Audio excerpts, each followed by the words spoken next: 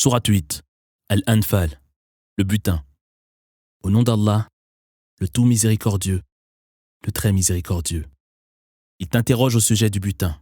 Réponds, le butin revient à Allah et son messager. Craignez donc Allah. Mettez un terme à vos différends. Obéissez à Allah et son messager si vous êtes vraiment croyants. Les vrais croyants sont ceux dont les cœurs frémissent de peur à l'évocation d'Allah, dont la foi s'affermit à l'écoute de ses versets et qui s'en remettent entièrement à leur Seigneur. Ceux qui accomplissent la prière et offrent par charité une partie de ce que nous leur avons accordé. Voilà les vrais croyants qui occuperont de hauts rangs auprès de leur Seigneur et obtiendront son pardon et des dons généreux. C'est ainsi que par une révélation, ton Seigneur t'ordonnait de quitter ta maison pour une juste cause, en dépit de l'aversion d'une partie des croyants, qui rechignaient à engager les combats, de toute évidence inévitable, comme s'ils étaient menés vers la mort, qu'ils voyaient de leurs propres yeux. Souvenez-vous de la promesse d'Allah, de vous accorder la victoire sur l'une des deux troupes ennemies. Vous espériez alors affronter le groupe des armées, mais Allah voulait, en vertu de ses arrêts immuables, faire triompher la vérité et anéantir les mécréants jusqu'au dernier, afin de faire triompher la vraie religion et de réduire les faux cultes à néant, en déplaise aux mécréants. Souvenez-vous encore lorsque vous imploriez le secours de votre Seigneur, qui exaucant vos prières dit « Je vais vous envoyer en renfort 1000 anges, par vagues successives. » Allah ne fit de ces renforts qu'une heureuse annonce, destinée à vous rassurer et à apaiser vos cœurs, car la victoire vient uniquement d'Allah, tout-puissant et infiniment sage. Et lorsque par sa grâce, une somnolence apaisante s'empara de vous, et que du ciel, il fit descendre sur vous une eau pour vous purifier, éloigner de vous les suggestions de Satan, relever votre morale et raffermir vos pas. Ce jour-là, ton Seigneur révéla aux anges « Je suis avec vous, raffermissez les croyants, je vais remplir les mécréants d'effroi, frappez-les donc au cou, frappez l'extrémité de chacun de leurs doigts. » Ne se sont-ils pas opposés à Allah et son messager? Que celui qui s'oppose à Allah et son messager sache qu'Allah est terrible lorsqu'il décide de châtier. Goûtez donc ce châtiment ici-bas et sachez que les mécréants sont voués au tourment de l'enfer. Vous qui croyez, lorsque les mécréants marchent sur vous pour vous affronter, gardez-vous de leur tourner le dos. Quiconque tournerait alors le dos à l'ennemi, à moins de se replier pour mieux revenir à la charge ou de rallier un autre groupe, serait poursuivi par la colère d'Allah et voué à la géhenne. Et quelle horrible demeure. Ce n'est pas vous en réalité qui les avez tués, mais bien Allah. Et lorsque tu l'en sais, ce n'est pas toi qui l'en sais réellement, mais bien Allah qui voulait ainsi combler les croyants de ses faveurs. Allah entend tout et sait tout. Il en fut donc ainsi par la volonté d'Allah, qui ne cessa de ruiner les desseins des mécréants. Si vous avez réclamé le jugement d'Allah, son jugement a maintenant été rendu, et si vous mettez un terme à vos agissements, voilà qui est préférable pour vous. Si en revanche vous récidivez, nous vous ferons subir un sort identique. Vos troupes, aussi nombreuses soient-elles, ne vous seront alors d'aucune utilité, car Allah est avec les croyants. Vous qui croyez, obéissez à Allah et à son messager. Ne vous détournez pas de lui alors que vous entendez le message qu'il est chargé de vous délivrer. N'imitez pas ceux qui affirment « Nous avons entendu cela », alors qu'ils restent sourds aux exhortations qui leur sont adressées. Il n'est pire créature pour Allah que ceux qui sont sourds à la vérité, frappés de mutisme et incapables de raisonner. Si Allah avait reconnu en eux quelques vertus, il leur aurait permis de comprendre ses enseignements, mais ils auraient alors tourné le dos à la vérité. Vous qui croyez, répondez à Allah et aux messagers lorsqu'il vous appelle à ce qui vous assurera une vie éternelle. Et sachez qu'Allah s'interpose entre l'homme et son cœur, et que c'est vers lui que vous serez rassemblés. Prenez garde à des épreuves qui ne toucheront pas uniquement ceux d'entre vous qui se livrent au péché, et sachez qu'Allah est terrible lorsqu'il s'agit de châtier. Souvenez-vous lorsque vous étiez une poignée d'hommes et de femmes, persécutés dans votre patrie, redoutant d'être enlevés par vos ennemis. Allah vous a alors offert un asile, prêté assistance et comblé de ses bienfaits, afin que vous lui soyez reconnaissants. Vous qui croyez, gardez-vous de trahir Allah et le messager, et de manquer sciemment à vos obligations religieuses. Sachez que vos richesses et vos enfants ne sont pour vous que tentations et épreuves, et qu'auprès d'Allah se trouve une immense récompense. Vous qui croyez, si vous craignez Allah, il vous accordera la faculté de discerner le vrai du faux, effacera vos péchés et vous accordera son pardon. Les faveurs d'Allah sont infinies. Souviens-toi des sombres projets élaborés par les impies pour t'arrêter, t'assassiner ou t'exiler. Ils ont tramé un complot qu'Allah a déjoué. Nul mieux qu'Allah est en mesure de déjouer les complots. Lorsque nos versets leur sont récités, ils disent « Nous avons déjà entendu ce genre de récit. Nous pourrions, si nous le voulions, en produire de semblables. Ce ne sont là que des légendes des temps anciens. » Et ils disent « Ô Allah, si ce message provient bien de toi, alors fais-nous périr sous une pluie de pierres ou subir un douloureux châtiment. Or Allah ne saurait les châtier alors que tu te trouves parmi eux, de même qu'il ne saurait les punir s'ils implorent son pardon.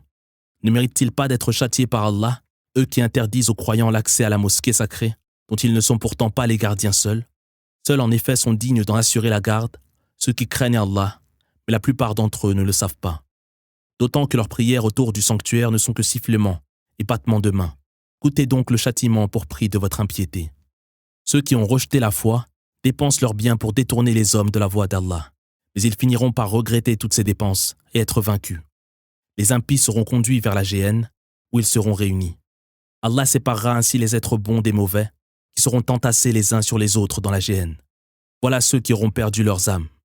Dis à ceux qui ont rejeté la foi que s'ils renoncent à leur impiété, leurs péchés passés leur seront pardonnés. Mais s'ils s'obstinent, ils connaissent déjà le sort subi par leurs devanciers. Combattez-les jusqu'à ce que nul ne soit persécuté pour sa foi et que le culte soit exclusivement voué à Allah. Ils cessent leurs hostilités, alors qu'ils sachent qu'Allah voit parfaitement ce qu'ils font. Mais s'ils persistent, alors sachez qu'Allah est votre maître. Quel bon maître et quel excellent protecteur. Sachez que sur tout butin arraché à l'ennemi, le 5e revient à Allah, aux messagers, à ses proches parents, aux orphelins, aux nécessiteux et aux voyageurs démunis. Si vraiment vous croyez en Allah et en ce que nous avons révélé à notre serviteur le jour du discernement, jour où les deux troupes se sont affrontées, Allah a pouvoir sur toute chose. Vous aviez alors installé votre campement sur le versant de la vallée le plus proche, tandis que l'ennemi campait sur le versant le plus éloigné et que la caravane se trouvait en contrebas. Si vous vous étiez donné rendez-vous, vous l'auriez certainement manqué, mais le décret d'Allah devait être exécuté, afin que celui qui devait périr périsse, sans aucune excuse, et que celui qui devait survivre vive, en connaissance de cause. Allah entend tout et sait tout. Souviens-toi quand Allah te fit voir en songe l'ennemi peu nombreux. S'il te l'avait montré plus nombreux, vous auriez renoncé par lâcheté et vous vous seriez disputés. Mais Allah qui connaît si bien le fond de vos pensées, vous en a préservé.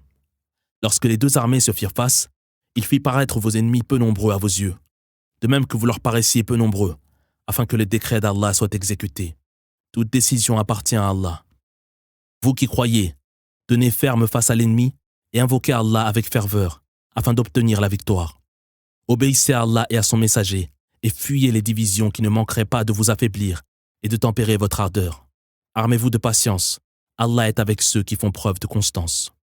Ne soyez pas comme ces impies qui, affichant ostensiblement leur puissance, quittèrent leur terre en paradant, décidés à détourner les hommes de la voie d'Allah.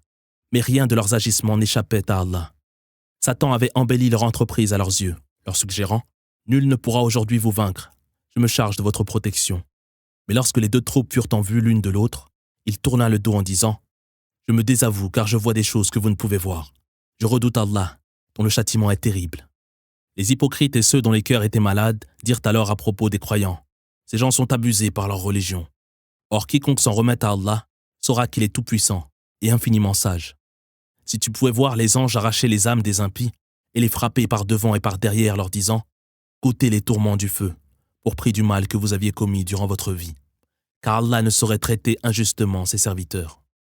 Ils sont à l'image du peuple de Pharaon et des nations qui l'ont précédé. Comme eux, ils ont rejeté les signes d'Allah qui les a donc saisis pour prix de leurs péchés. Allah est fort et terrible lorsqu'il s'agit de châtier. Allah ne saurait en effet modifier ses bienfaits envers un peuple tant que ce dernier n'a pas modifié son comportement. Allah entend tout et sait tout. Ils sont à l'image du peuple de Pharaon et des nations qui l'ont précédé, qui, comme eux, ont rejeté nos signes, et que nous avons donc anéantis pour prix de leurs méfaits, noyant sous les eaux Pharaon et ses sujets.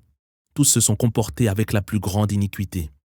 Il n'est pire créature pour Allah que ces impies qui rejettent obstinément la foi, qui ne cessent de violer les pactes conclus avec toi, sans être arrêtés par la crainte d'Allah.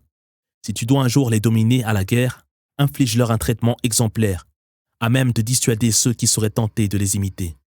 Et si tu redoutes d'être trahi par un groupe, alors dénonce ouvertement le pacte qui vous lie, afin d'être sur un pied d'égalité avec lui.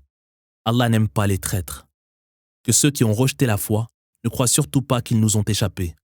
Non, ils ne pourront éviter notre châtiment.